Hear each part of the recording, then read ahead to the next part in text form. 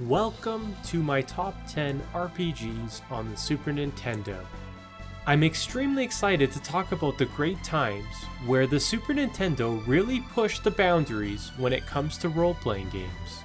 Some of these mechanics are still being used today.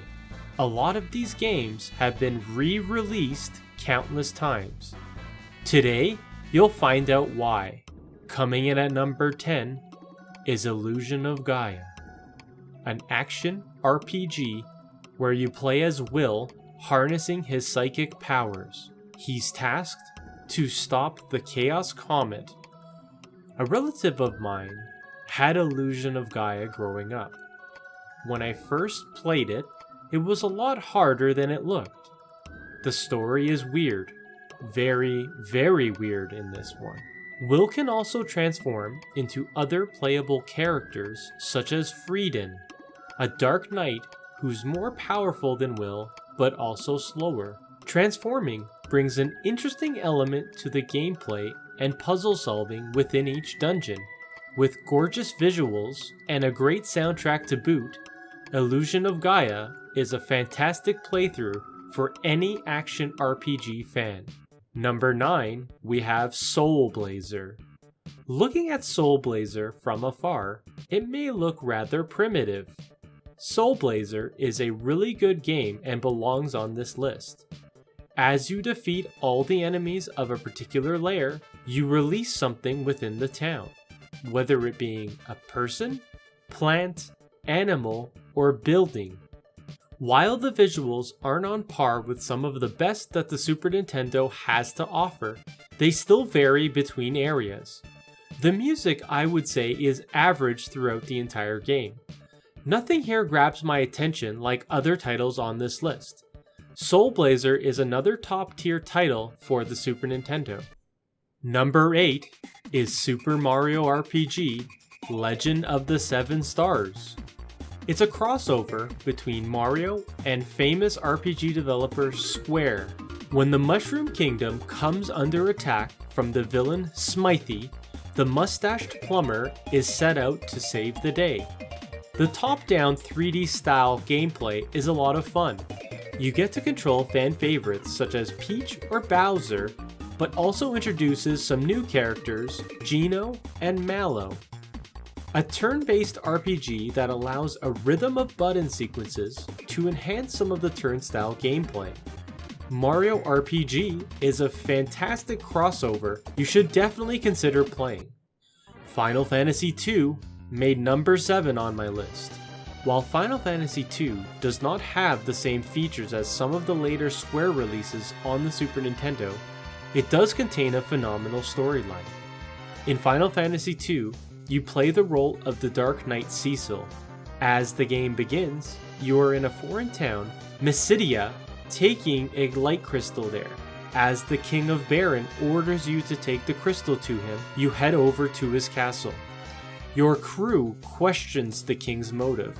When you confront the king about his intentions, a rift begins between you and your friend Kane, who are relegated to delivery boys. The gameplay in Final Fantasy II is a traditional turn-based RPG, with orchestra sounds throughout most of the game, from harps to flutes.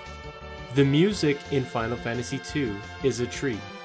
Graphically, Final Fantasy II boasts some of the best 2D graphics on the SNES. One gripe I do have is that the characters are a tad small when in the battle sequence. You owe it to yourself to play Final Fantasy II.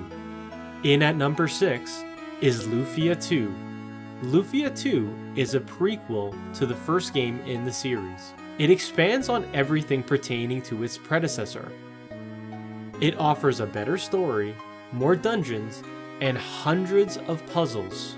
Lufia 2 begins the story as Maxim, a monster hunter from a relatively small village. You're sent out to investigate monster activity. You eventually find out that you must go on a journey to defeat the Sinistrals. Along your way, you meet some interesting characters to help you on your quest. There are no random encounters in this game while you're in a dungeon, which makes the game feel less grindy. As you progress, you discover new items that allow you to progress even further, like blow up a wall with a bomb. The graphics are nothing to write home about. The music has some awesome tunes, especially the battle theme. Lufia 2 has some great gameplay, music, and a great story to keep you coming back for more. Number 5, we have Terranigma. Terranigma was the third and final release of the Quintet trilogy. Terranigma is beloved by many. It's rather unfortunate that we didn't get a North American release. In Terranigma, you play as troublemaker Ark.